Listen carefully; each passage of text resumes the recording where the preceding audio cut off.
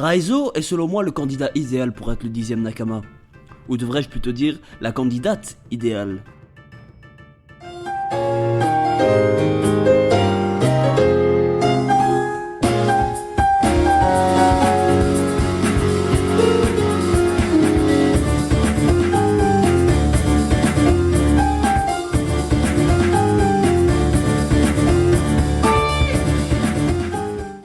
Raizo est le deuxième samouraï qui a accompagné Kinemon et Momonosuke pour aller vers Zu.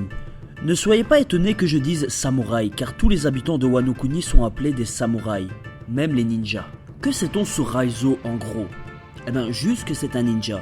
Mais pourquoi est-ce le candidat idéal pour le 10e Nakama?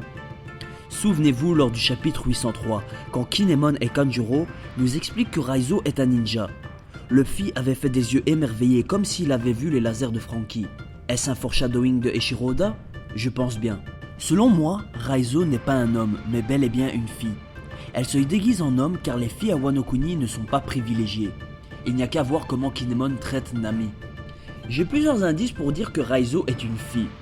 Tout d'abord son nom, Raizo. Souvenez-vous, à Thriller Bark, Nami avait caché son nom à Lola en s'appelant Namizo. Peut-être que Raizo fait tout simplement la même chose et rajoute un zo à la fin de son nom et s'appellerait en fait Rai. Ensuite, suivez-moi bien là. Lors du chapitre 725, Oda nous a teasé Kanjuro. Voici ce que nous voyons, une ombre avec une couette. Dans le tome 73, qui est le tome dans lequel se trouve le chapitre 725, Oda a modifié cette image pour qu'elle ressemble à ça. Je pense en fait que l'auteur voulait nous montrer Raizo et qu'il s'est emmêlé les pinceaux.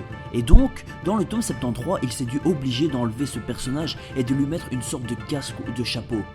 De plus, regardez bien Kanjuro, il ne nous a jamais montré un chapeau ou un casque comme celui-ci. Et il ne possède pas de couette. Donc selon moi, Raizo ressemble à ça. Mais maintenant, vous allez me dire que si Kinemon et tout Wano Kuni méprisent les femmes, ils devraient alors mépriser Raizo, qui est une femme. En fait, selon moi, Kinemon, Kanjuro et Momonosuke ne savent pas que Raizo est une femme. Un peu à la Mulan qui se déguise en homme pour faire la guerre. Ceci expliquerait cela. De plus, c'est fort probable car Eiichiro Oda s'est inspiré de nombreuses fois des Disney pour créer ses personnages. Une femme ninja conviendrait parfaitement à l'équipage. Cela augmenterait le nombre de femmes à 3. Et un ninja serait super, elle pourrait faire office d'espion. Pecoms, dans le dernier chapitre, nous disait que le pouvoir des Yonko était l'information. Avec Raizo, plus aucun souci à ce niveau-là. Elle pourrait infiltrer des organisations, des lieux, etc. Bref, voilà, c'est tout pour moi. C'était une théorie assez courte, mais je me devais de la faire parce que je me dis qu'elle est fort probable en fait. Donc voilà, merci à tous d'avoir regardé cette vidéo. Voilà, un grand merci à vous. N'hésitez pas à vous abonner, à commenter, à liker, etc. Et rendez-vous jeudi ou vendredi pour la review. Allez, salut les gars!